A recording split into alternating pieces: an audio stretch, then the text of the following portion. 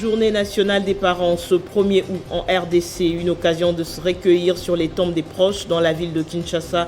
Un engouement était visible ce dimanche au cimetière de la Gombe. Choix des animateurs de la CENI, la balle est désormais dans le camp de Mbosso-Kodia. Va-t-il entériner les choix des 6 confessions religieuses? Quel avenir pour ce processus? Décryptage à suivre dans le journal.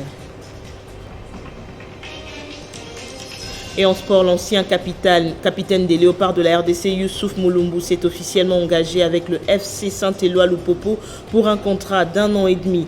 C'est la première réalisation majeure du tout nouveau président des Jaunes et Bleus, Jacques Kaboula Katui. Le journal sur Télé 50, bienvenue. Direction l'Assemblée nationale qui devra entériner ou pas ce lundi le choix des 6 confessions religieuses qui ont déposé leur procès verbal sans la Synco et l'ECC. Mais l'on se demande d'où viendra la solution au blocage dans le processus de désignation du président de la Commission électorale nationale. Le processus devrait-il être dépolitisé totalement comme le suggère l'AMOUCA? Faudrait-il le revoir? Décryptage de Jean-David Kilolo. La controverse autour du choix du président de la Commission électorale nationale indépendante en dit long sur la politisation du processus électoral en République démocratique du Congo. Est-ce possible de l'éviter, surtout que le caractère politique de la CENI est inscrit dans les textes qui la régissent depuis les accords de Sun City? Faudrait-il mettre l'emphase sur les garde-fous, la dépolitisation totale étant visiblement impossible au stade actuel? Les confessions religieuses sont-elles les mieux placées pour faire un choix judicieux et indépendant, compte tenu des tentatives récurrentes de les influencer par les politiques? Auraient-elles pris goût de la politique à travers le rôle important qui leur est accordé dans les processus électoraux? Si oui, comment le mettre à l'abri des influences politiques? Dans la version initiale de la proposition dite Lutundula, il était suggéré que le membre de la Commission électorale nationale indépendante soit désigné de manière paritaire par la société civile, l'opposition et la majorité, et que le président soit ensuite proposé par la société civile, mais désigné par consensus de 3 composantes de cette représentation paritaire. Dans la version initiale de la proposition dite Lutundula, il était suggéré que le membre de la CENI soit désigné de manière paritaire par la société civile, la majorité et l'opposition, et que le président soit ensuite proposé par la société civile, mais désigné par consensus de 3 composantes de cette représentation paritaire. Que feront les 2 églises pour qui, jusque-là, la désignation des Kadima était une ligne rouge? Si la Synco et l'ECC ne trouvent toujours pas de consensus avec les autres confessions, seront-elles perçues comme des obstacles au processus ou plutôt comme des fermes garantes de l'indépendance de la Commission électorale nationale indépendante? Peut-on sacrifier une intelligence grise parce que faisant partie d'un même espace linguistique que le chef de l'État? À quoi doit s'attendre la population congolaise face à ce qui apparaît comme un blocage? L'Assemblée nationale usera-t-il de son pouvoir pour trancher? Le président de la République, en garant des bons fonctionnements des institutions, peut-il intervenir comme il a fait dans les cas de Malonda? Autant de questions qui méritent d'être répondues. Contrairement à d'autres pays du monde, la RDC ne célèbre pas la fête des pères ou des mères, mais plutôt pour les 2 parents. Les enfants offrent aux parents habituellement des cadeaux. Très souvent, cela se caractérise par une réunion pour célébrer l'unité familiale. Un engouement particulier a été constaté ce dimanche matin dans différents cimetières de Kinshasa. Plusieurs personnes se sont recueillies sur les tombes de leurs proches à l'occasion de la commémoration de cette journée nationale dédiée non seulement aux parents, mais aussi aux morts. La construction et la réhabilitation de la voirie à Kolwezi évoluent selon les termes. Les avenues Kaboueloulou et Tchata prennent déjà la première couche d'asphaltation à la grande satisfaction de la population. Comme des champignons, les travaux de réhabilitation et construction des avenues à Kolwezi et ses environs se multiplient au jour le jour. Les avenues Mazangu, du quartier latin Ngungu, du quartier Mutoshi et chemin public, de la Répécère droit vers le marché Mipeto, du quartier Kabila à la grande satisfaction de la population riveraine. Et dans l'évolution des chantiers amorcés précédemment, les travaux avancent de manière satisfaisante. Sur les avenues Kaboueloulou et Chata qui mènent au Grand Pont en pleine construction, la pose de la première couche d'asphalte d'asphalte est déjà visible. Les habitants, très émus par les actions de Fifi Masuka Saini, n'ont d'autre mot que les remerciements à son endroit. Au grand pont qui va incessamment relier les avenues Ngungandu prolongées, Tchata et route Kazembe, les travaux évoluent à pas des géants et d'ici mi-septembre, l'ouvrage sera ouvert au public, à en croire l'estimation du chef de chantier. Donc pour le moment, nous sommes dans notre troisième phase de bétonnage. Donc première phase, c'était les radiers. Deuxième phase, rival, on a déjà coulé, c'est à 100%. Maintenant, troisième phase, c'est l'établier.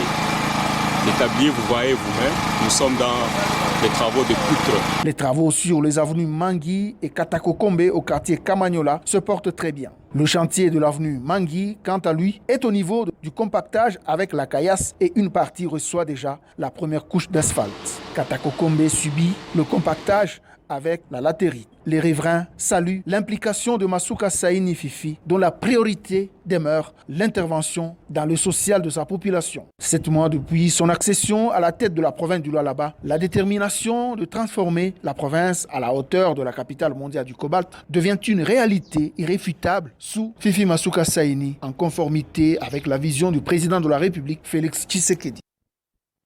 Toujours dans le Lualaba, la gouverneure était face aux responsables des coopératives minières œuvrant au centre d'encadrement de Kankanda. Fifi Masuka les a entretenus sur le civisme fiscal en référence à la volonté du chef de l'État qui veut que les richesses minières contribuent à l'amélioration de la qualité de la vie de population.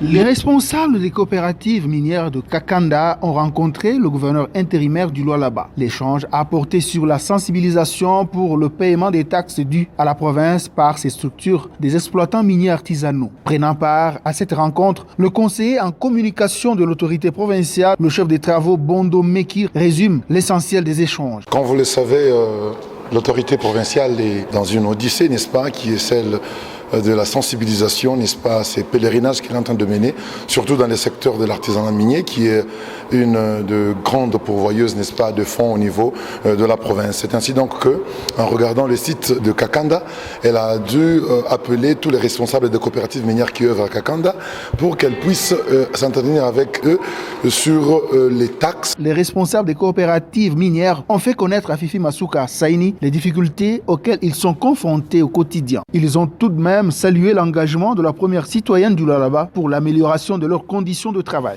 Maman nous a invités pour nous guider comment on va travailler, comment on va payer les taxes pour aider les exploitants artisanaux. C'est ce qu'on est venu faire. Moi, j'ai dit merci à maman Fifi. J'ai dit merci parce que, en l'écoutant parlant, maman Fifi pense beaucoup à la population de Kakanda. Tout en les invitant au civisme fiscal, Masuka Saini Fifi a fait voir à chacun le souci du chef de l'État, Félix Tshisekedi Tshilombo, qui veut que les richesses minières du Lualaba participent sensiblement à l'amélioration de la qualité de vie de sa population. Au Nord Kivu, les terres cultivables deviennent de plus en plus rares et par conséquent très onéreuses. L'hectare qui se négociait à $150 hier se loue maintenant entre $350 et $400. C'est le constat fait samedi par la mission de supervision du projet d'appui au secteur agricole du Nord Kivu dans la localité de Kilolirwe pour évaluer la production de la pomme de terre. Cette descente de la mission de supervision de Passa NK, effectuée dans la localité de Kilolirwe en territoire de Massissi, à plus ou moins 50 km de la ville de Goma, avait pour objectif de se rendre compte de la manière dont les organisations paysannes sont encadrées, surtout dans la filière pommes de terre. Dans un champ de pommes de terre, effectivement, les agriculteurs ont expliqué à la mission les difficultés qu'ils rencontrent, notamment l'accès à la terre, mais aussi l'arrivée tardive de semences et engrais. Le directeur pays du Fonds international pour le développement agricole FIDA en sigle Valentino Achancho rassure que tous ces problèmes soulevés pourront trouver solution.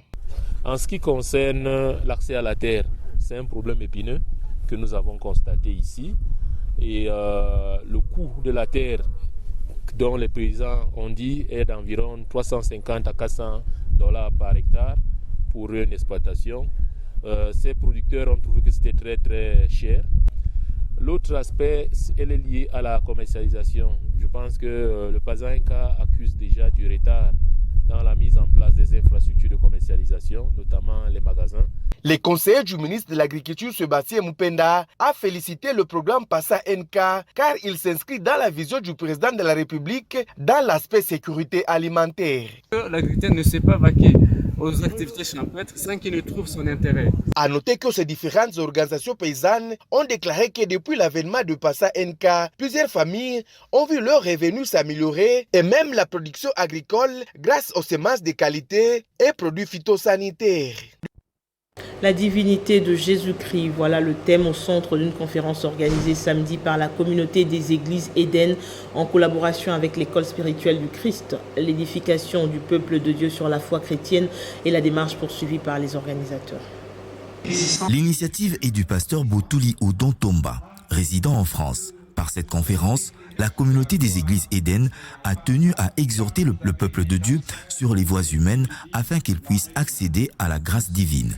L'enseignement du jour a permis aux participants de s'imprégner sur la foi chrétienne. Très respectifs, les hommes de Dieu présents ont également salué la démarche des organisateurs. Nous nous sommes rassemblés aujourd'hui, c'est parce que, en collaboration avec l'école spirituelle du Christ, basée à Paris, nous avons organisé par la grâce de Dieu une conférence intitulée « La divinité de Jésus-Christ ». Par cette conférence, nous avions pour objectif faire voir au peuple de Dieu les voies humaines utilisées par les hommes pour accéder aux choses de Dieu, notamment les courants religieux, les courants philosophiques, et que toutes ces voies-là n'amenaient pas à Dieu. Et qu'il n'y avait qu'une seule voie qui n'amenait à Dieu, c'est la voie qui est celle de la foi chrétienne. Nous sommes tellement remplis, nous sommes tellement bénis par ces messages qui viennent au moment opportun. Dans un temps où il y a tellement de courants religieux, de courants philosophiques qui prônent beaucoup de choses sur la personne de Jésus, nous avons été recadrés, nous avons été affermis, nous avons été exhortés sur la divinité de Jésus. C'est un concept qui est même la base de notre foi, le christianisme. En sport, l'ancien international congolais Youssouf Mulumbu a signé hier un contrat avec le football club Saint-Éloi Lupopo de Lubumbashi. Chez les cheminots, l'ancien capitaine des Léopards portera le dossard numéro 10. L'arrivée de Youssouf Mulumbu à Saint-Éloi Lupopo constitue une première réalisation majeure du tout nouveau président des Jaunes et Bleus, le gouverneur du Haut-Katanga, Jacques Kabula Katou. Jeux olympiques Tokyo 2020, le dernier athlète de la RDC est éliminé samedi 31 juillet en 8e de finale sur 100 mètres. Olivier Mwimba en athlétisme et David Chama en boxe sont les deux Congolais sur 7 qui ont réussi à passer le premier tour au Japon. Une performance saluée par le ministre des Sports et Loisirs Serge Kondé qui a rassuré et reconforté toute la délégation congolaise au cours d'un échange sur place à Tokyo. Arrivé à Tokyo il y a peu, le ministre des Sports et Loisirs, Serge Kondé, a redonné confiance et espoir aux athlètes congolais au cours d'une séance de travail qui lui permet de dissiper tout malentendu sur la participation de la RDC à ces Jeux olympiques. Nous, les athlètes et toutes les délégations de RDC, on a rencontré notre Excellence ministre du Sport. Il a pris la temps pour nous et nous, on est très contents parce qu'il a nous assuré qu'il il va nous aider, il va continuer avec nous et ça me donne plaisir et honneur. Réconfortée, la judocate d'origine allemande Marie Brinzer reste fière de porter les couleurs de la RDC. Le cap est désormais tourné vers les Jeux de 2024. Et je suis fière de porter le drapeau de RDC. Et comme ça, les Jeux olympiques à 2020, ici à Tokyo, c'est fini pour nous, mais maintenant on va commencer pour 2024. Nous les athlètes, notre objectif c'est ramener une médaille pour notre pays. Comme ça, avec le soutien de notre ministre de Sport, je suis très très positive et je suis sûre que ça va passer. Merci beaucoup à tout le monde et surtout au ministre de Sport et notre président de RDC. C'est une évidence que le résultat soit loin d'être satisfaisant pour les différents athlètes de la RDC à ces Jeux olympiques de 2020. Les regards sont désormais tournés vers 2024. Place au rappel des principaux titres du journal. Journée nationale des parents, ce 1er août en RDC, une occasion de se recueillir sur les tombes des proches dans la ville de Kinshasa. Un engouement était visible ce dimanche au cimetière de la Gombe. Choix des animateurs de la CENI, la balle est désormais dans le camp de Mbosso Kodia. Va-t-il entériner le choix des 6 confessions religieuses? Quel avenir pour ce processus? Un décryptage que vous avez suivi dans ce journal. Et en sport, l'ancien capitaine des Léopards de la RDC, Youssouf Moulumbu, s'est officiellement engagé avec le FC Saint-Éloi Lupopo pour un contrat d'1 an et demi. C'est la première réalisation majeure du tout nouveau président des Jaunes et Bleus, Jacques Aboula Katoué. Merci à tous de votre attention. L'actualité continue sur votre chaîne.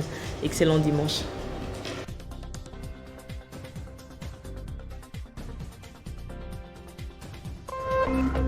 Téléchargez les infos Télé 50 sur www.tele50.cd.